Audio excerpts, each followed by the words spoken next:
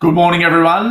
Once again with On Demand HR. My name is Clint Indrell, Managing Director of On Demand HR, and we're here for another edition of HR Fridays. Today is episode 6. So basically another week of talking through some key workplace relations and HR topics that affect businesses on a day-to-day basis. Every Friday, 11:30, we're here. We'll have a specific topic each week. Let us know of any topics of interest or future topics you would like us to talk about. Please put in some comments. Please interact with us. And we're trying to provide advice to all businesses, which is based on reality. We've been in the Fair Work Commission many times. We've dealt with the Fair Work Ombudsman many times. This allows us to provide real perspective on issues, not just theory and scare tactics that you will hear from others. So our website, www.ondemandhr.com.au. Today's edition is going to be on personal leave and sick leave. So we're going to talk through some of the considerations around this, some of the key principles, some of the challenges around JobKeeper and COVID, and then we're going to talk about some strategies towards the end of today's discussion.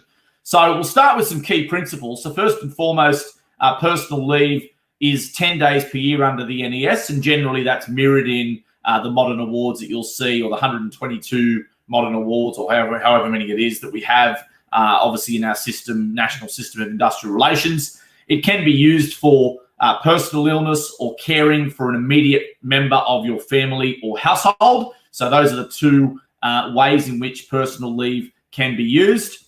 An important point is that accruals are progressive.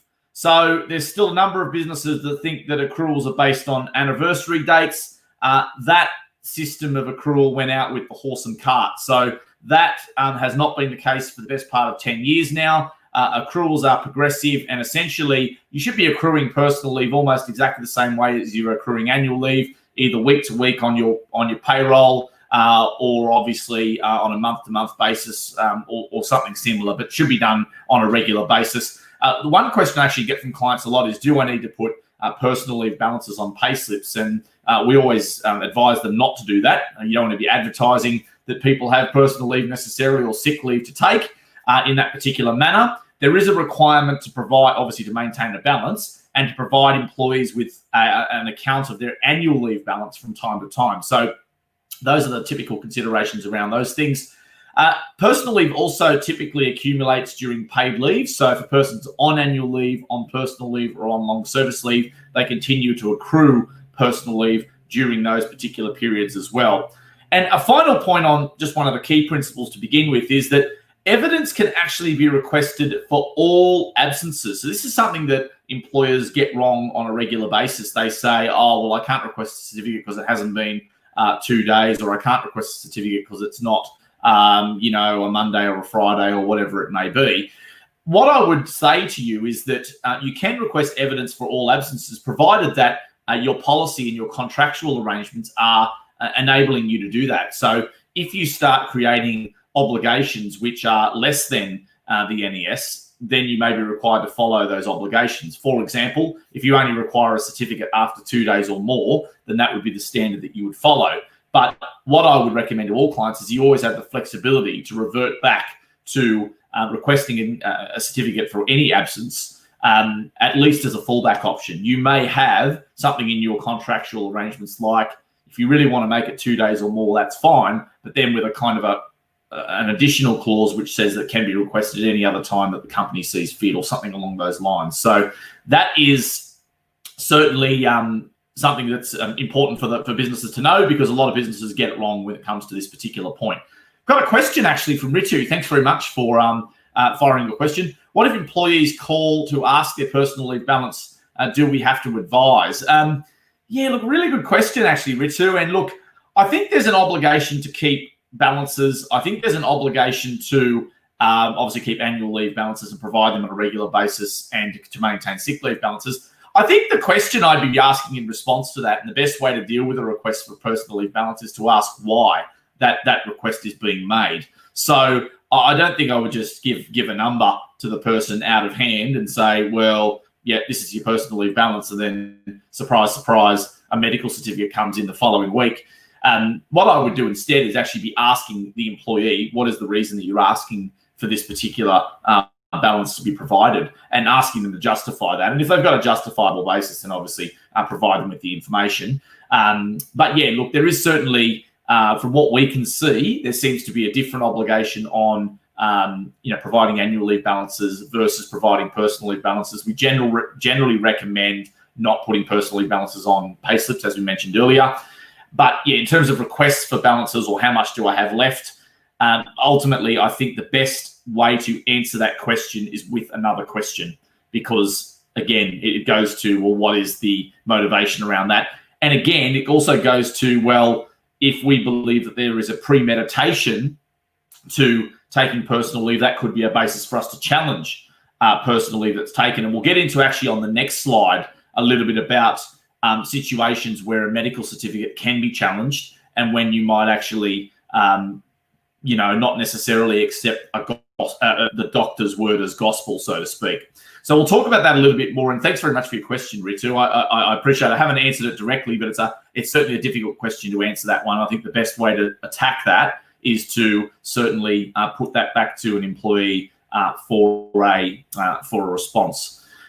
In terms of COVID and JobKeeper, I think that certainly three considerations on that. First of all, there is this kind of strange situation of what I would call a false entitlement. So we've got a situation where if a person's personal leave balance runs out, ordinarily they go onto unpaid leave in normal circumstances. When we've got this JobKeeper environment, what we actually have is a situation where a personal leave balance runs out and then a person continues to get paid on the basis of JobKeeper. So it's almost as though it's created this false extra entitlement because JobKeeper underpins the employment of everyone, provided, of course, that they're nominated and they're eligible and so on and so forth. And obviously the risk with that is, of course, that medical certificates are easy to get. And we're also seeing this extend to other reasons, such as I need to self-isolate. I'm living with an at-risk person. And there is this kind of, we are seeing over the past few months, this kind of gilding of the lily when it comes to, absences and the reasons for these absences. Just on self-isolation, I think that you can certainly ask for evidence of the reasons for why a person is requesting to self-isolate. And the second thing you can do is if they live with an at-risk person where they're saying that's the basis for them not coming to work, I think that's a notion that really can be challenged now because, with minimal cases across Australia, with minimal cases in particular in New South Wales, if a person's saying I'm not coming to work because I purely live with an old person or a sick person, I think that the response to that should simply be, well, we provide a safe working environment, there's sanitisation, the workplace is regularly clean, we're socially distancing, those sorts of things, and almost eliminating the basis or the opposition of that person coming to work for the reasons that they live with an at-risk person of some kind. The other thing you could also do with that situation is challenge the employee to provide detailed reasons around why the person they live with is at risk on top of all of those other work health and safety considerations. So that is a strategy of dealing with that particular objection. Might just move on to the next slide in relation to key strategies. So I think that these 5 things are probably key things that employers can do to deal with absences and to deal with general taking of personal leave, particularly if they feel that the system or the entitlement is being abused. So the first thing I would suggest is that to request evidence for each day of absence. If you're in a workplace where you've got individuals who don't have great absence or attendance records, so to speak, request evidence for each absence. Sure, you can have an employment contract which says it's mandatory for 2 days or more and or at any other time that's requested. And then, you might decide for some individuals to exercise that right to request that medical certificate as it's needed. The second thing I would do is create a policy around notification requirements. So in particular, telephone contact. One thing that's a great way of stopping people from taking days off is requiring them to make telephone contact. If you say to them, we're not going to accept text messages, emails, or social media messages, it's very easy to roll over in the morning in bed and send a text saying I'm not coming into work or I'm sending something on Facebook or whatnot. But it creates an additional obligation and a deterrent to create a telephone contact requirement. So that's certainly a suggestion we would have for your policy.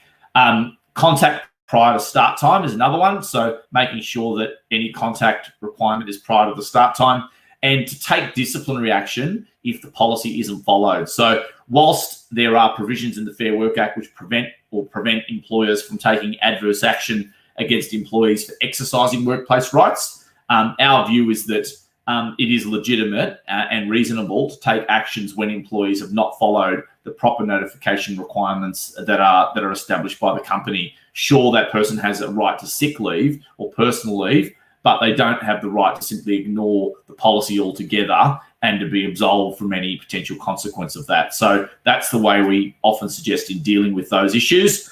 In terms of the temporary absence provisions, this is another trick up the sleeve, if you like, that we do sort of talk about with clients from time to time. If we have an employee that's approaching a very lengthy period of absence, we say to them, look, please understand that if you do extend beyond 3 months, the employer may consider termination of your employment as you're no longer protected from termination or due to temporary absence. So there's provisions in the Fair Work Act which essentially say that if you've got a period of absence of 3 months and it's not all paid leave, essentially, then the employer has the ability to consider the ongoing employment. So that is certainly something that can be thought about.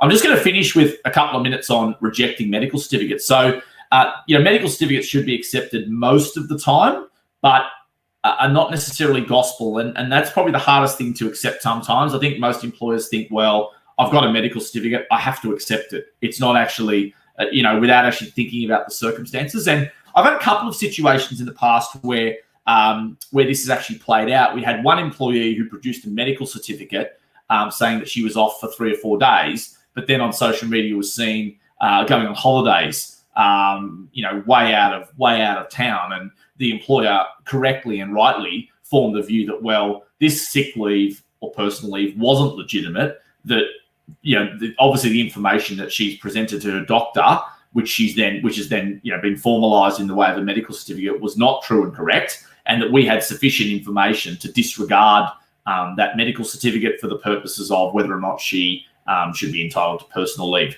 At the end of the day, we need to remember that a doctor is often, yes, sure, they're making a diagnosis on an observation, but it's also based on obviously what they are being told by an employee as well.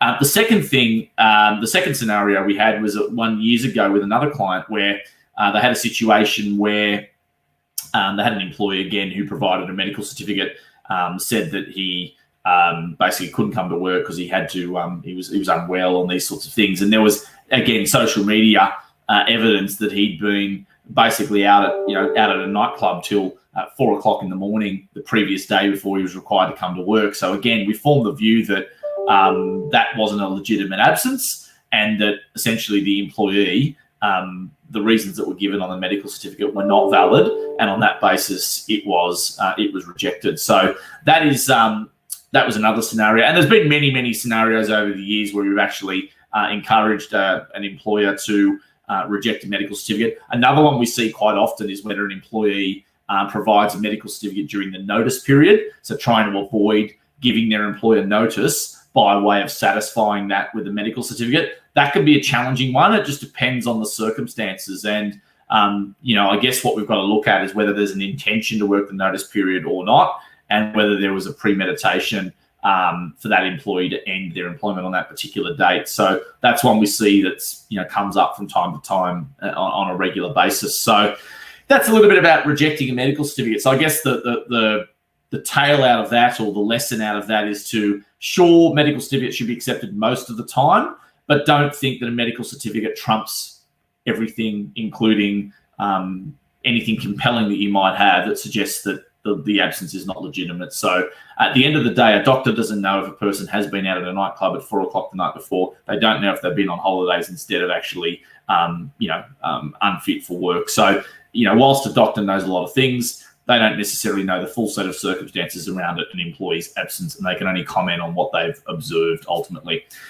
So that's pretty much the end of today's presentation. So look, if you've got any final questions, feel free to shoot them through in the next 30 seconds. But ultimately, look, we're trying to provide this advice to clients every week just to keep in touch, try to provide value to new businesses that we don't deal with. If you want any further information about our services, www.ondemandhr.com.au. We've got a whole host of videos actually from all of our Facebook Lives on that on our website for you to see. And look forward to speaking to you again in the future. From Clint Indrell, Managing Director of On Demand HR, it's goodbye for now.